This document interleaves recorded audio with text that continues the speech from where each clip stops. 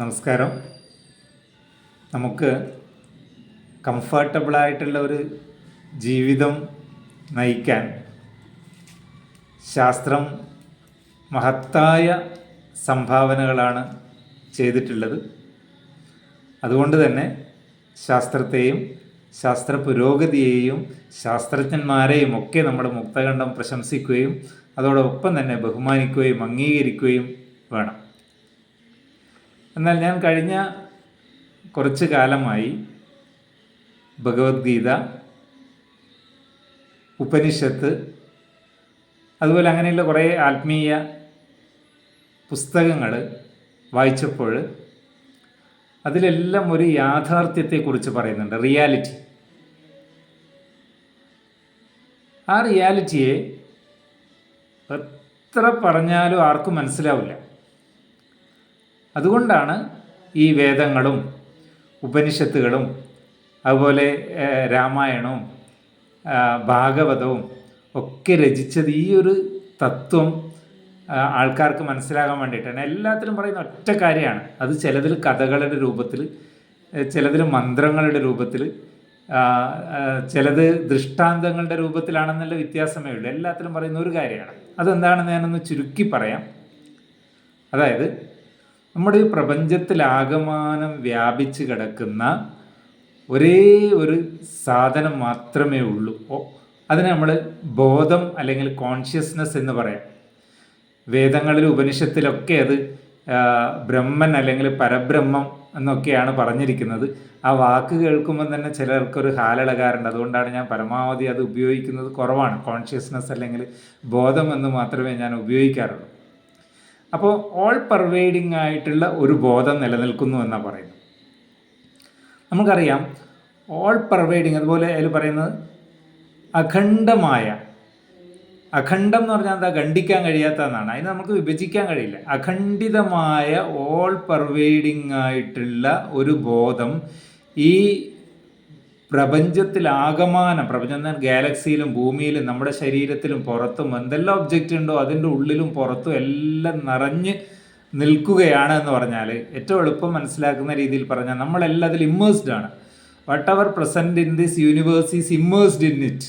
എങ്ങനെയാണ് ഒരു വെള്ളത്തിൽ മത്സ്യം എങ്ങനെയാണോ ജീവിക്കുന്നത്, അതിൽ മുങ്ങിക്കിടക്കുന്നത് പോലെ ഇതിൽ മുങ്ങിക്കിടക്കുവാണ്. ഒരു ഡയമെൻഷൻലെസ് ആയിട്ടുള്ള ഒരു സാധനമാണ് ഈ കോൺഷ്യസ്നെസ് എന്ന് പറയുന്നത് എന്നാണ്.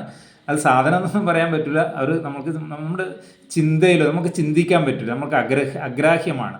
നമ്മുടെ പഞ്ചേന്ദ്രിയങ്ങൾ കൊണ്ട് കാണാനോ കേൾക്കാനോ രുചിക്കാനോ മണക്കാനോ സ്പർശിക്കാനോ ഒന്നും സാധ്യമല്ലാത്തൊരു സാധനം. അത് ഇൻവിസിബിളാണ്, നമുക്ക് കാണാൻ പറ്റില്ല. അപ്പോൾ നമ്മുടെ മുന്നിലുണ്ട്, അത് നമുക്ക് കാണാൻ കഴിയില്ല. അതിനെ നമ്മളിവിടെ തീ ഇട്ടു എന്ന് വെച്ചോ, തീ ഇട്ടാൽ അതിനെ കത്തിക്കാൻ കഴിയില്ല. അതിനൊരു കാറ്റിനെ കൊണ്ട് അതിനെ വറ്റിക്കാൻ കഴിയില്ല. അതിനെ വെള്ളത്തിനെ കൊണ്ട് അതിനെ നനക്കാൻ കഴിയില്ല. അതിന് ഒരു ഗുണങ്ങളുമില്ല. അതിന് ജാതിയോ നിറമോ വർണ്ണമോ ഒന്നുമില്ല. അപ്പം അങ്ങനെയുള്ള ഇൻവിസിബിളായിട്ടുള്ള ഒരു സാധനത്തിൻ്റെ ഉള്ളിൽ നമ്മളിങ്ങനെ കിടക്കുകയാണെന്ന് പറഞ്ഞാൽ നമ്മളത് വിശ്വസിക്കൂല. പക്ഷേ വേദാന്തത്തിൽ പറയുന്നത് അതാണ്, അതിലാണ് കിടക്കുക, അതിൽ നമ്മളിങ്ങനെ കിടക്കുകയാണ്. അതാണ് റിയാലിറ്റി. അത് മാത്രമേ ആ ബോധം മാത്രമേ ഉള്ളൂ. കാരണം ആ ബോധം നിറഞ്ഞു നിൽക്കുന്ന ഒരു ബോധത്തിൽ അതിലൊരു മൊട്ടുസൂചി പോലും കടത്താൻ പറ്റൂല.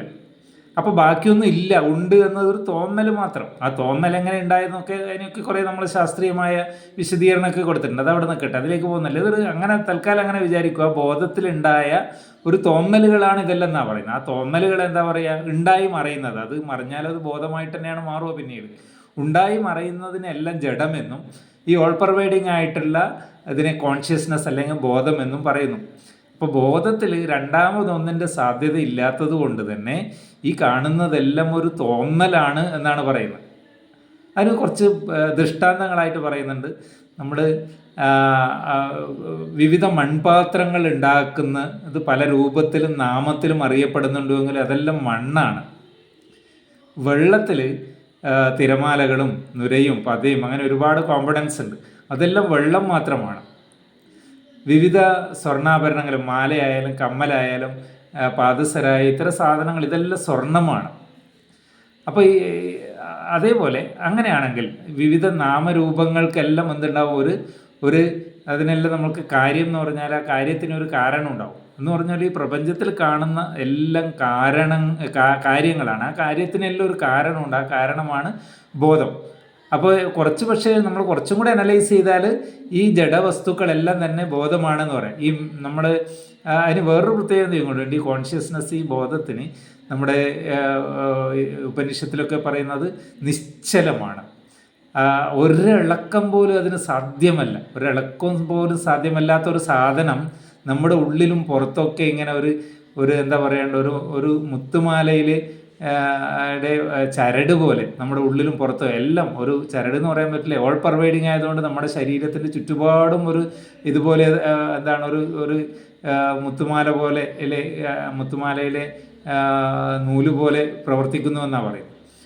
ആ നിശ്ചല തത്വം നമ്മുടെ ശാസ്ത്രം കണ്ടെത്തിയിട്ടില്ല എന്നാണ് ഞാൻ മനസ്സിലാക്കുന്നത്. കാരണം നമ്മുടെ എല്ലാം റിലേറ്റീവാണ്. ഭൂമി നിശ്ചലമാണ് എന്ന് കരുതിയിട്ടാണ് നമ്മൾ അതിലൂടെ വാഹനം ഓടിക്കുന്നത്. പക്ഷെ ഭൂമി ചലിക്കുകയാണ്. അതുപോലെ ഭൂമിയിലുള്ള എല്ലാ ആറ്റംസും, ഭൂമി മൊത്തം ചലനമാണ്.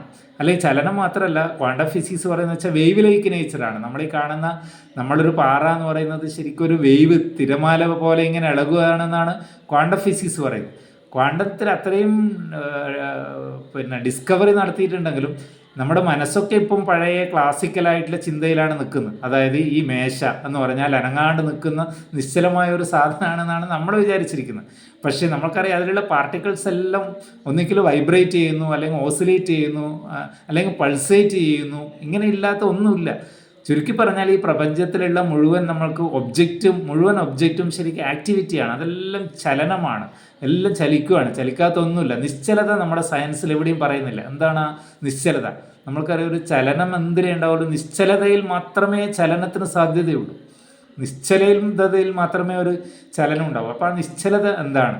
വേദാന്തം പറയുന്നത് ആ നിശ്ചലതയാണ് ഈ കോൺഷ്യസ്നസ്, ഈ ബോധം, ഓൾ പെർവൈഡിങ്. നമ്മളൊരു റോക്കറ്റ് മുകളിലോട്ട് പോകുമ്പം അതിലൂടെ പെർവൈഡ് ചെയ്തുകൊണ്ടാണ് പോകുന്നത്. ആ റോക്കറ്റിൻ്റെ ഉള്ളിലും പുറത്തും എല്ലാം നിറഞ്ഞ് എങ്ങനെയാണോ ഒരു മാലയിലേക്കൂടി ഒരു മുത്ത് എങ്ങനെയാണോ കോർക്കുന്നത്, അതുപോലെ കോർത്തിട്ടാണ് ഇത് മുകളിലോട്ട് പോകുന്നത്. ആ നിശ്ചലതയിലൂടെയാണ് പോകുന്നതെന്നാണ് പറയുന്നത്. അപ്പോൾ അതുപ്രകാരം ആ നിശ്ചലതയിൽ ഒന്നിനും സാധ്യമില്ല. അപ്പോൾ കൂടുതൽ കാര്യങ്ങൾ ഞാൻ പറയുന്നില്ല. ഇതുമായി ബന്ധപ്പെട്ട് കൂടുതൽ ചർച്ച ചെയ്യാൻ താല്പര്യമുണ്ടെങ്കിൽ നമ്മൾ ഒരു ഫേസ്ബുക്ക് എനിക്കൊരു സബ്സ്ക്രിപ്ഷൻ തന്നിട്ടുണ്ട്. സബ്സ്ക്രൈബ് ചെയ്യുന്നവർക്ക് നമ്മൾക്കൊരു ഗ്രൂപ്പായിട്ട് ഈ പറയുന്ന കാര്യങ്ങൾ താല്പര്യമുള്ളവർക്ക് ചർച്ച ചെയ്യാം.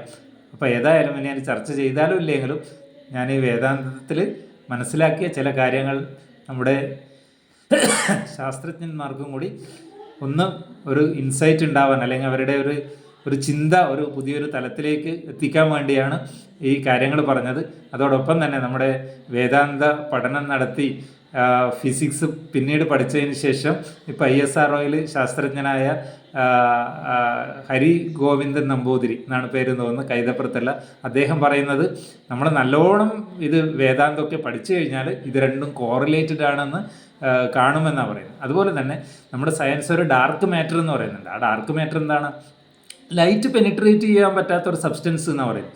അതിവിടെ നമ്മുടെ ചുറ്റുമെല്ലാം പെർവൈഡിങ് ആണ്. ഡാർക്ക് മാറ്റർ എന്ന് പറഞ്ഞാൽ നമ്മുടെ മനസ്സിൽ എവിടെയോ കിടക്കുന്നതല്ല, നമ്മുടെ ശരീരത്തിൽ ഉൾപ്പെടെ പെർവൈഡ് ചെയ്യുന്ന ഒരു ലൈറ്റ് പെനിട്രേറ്റ് ചെയ്യാൻ പറ്റാത്ത ഒരു സംഭവമാണ് ഈ ഡാർക്ക് മാറ്റർ എന്നാണ് പറയുന്നത്. ശരിക്കും ഒന്ന് ആലോചിച്ച് നോക്ക്, ആ ബ്രഹ്മം അല്ലെങ്കിൽ ഈ കോൺഷ്യസ്നെസ് എന്ന് പറയുന്നതും അത് തന്നെയല്ലേ? അതിൽ ലൈറ്റ് പെനിട്രേറ്റ് ചെയ്യാൻ കഴിയില്ല. നമ്മുടെ മുന്നിലുണ്ട് ലൈറ്റ് പെനിട്രേറ്റ് ചെയ്യാൻ പറ്റാത്ത, ഡിവൈഡ് ചെയ്യാൻ പറ്റാത്ത, നമുക്ക് ഗ്രഹിക്കാൻ പറ്റാത്ത, മനസ്സിലാക്കാൻ പറ്റാത്ത ഒരു സാധനമാണ് ഈ ബോധം അല്ലെങ്കിൽ കോൺഷ്യസ്നെസ് എന്ന് പറയുന്നത്. ഏതായാലും നമ്മുടെ ശാസ്ത്രലോകം ഈ കാര്യങ്ങളൊന്ന് പറ്റുമെങ്കിൽ ഞാൻ പഠിച്ചതിനേക്കാൾ കൂടുതൽ ഈ വേദാന്തങ്ങളും ഉപനിഷത്തുക്കളൊക്കെ പഠിച്ച് രണ്ടും കൂടി കൺവേർജ് ചെയ്യാനുള്ള ഒരു സാധ്യത കൂടി പരിശോധിക്കണമെന്ന് മാത്രം പറയാനാണ് ഞാൻ ഈ ഒരു വീഡിയോ ചെയ്തത്.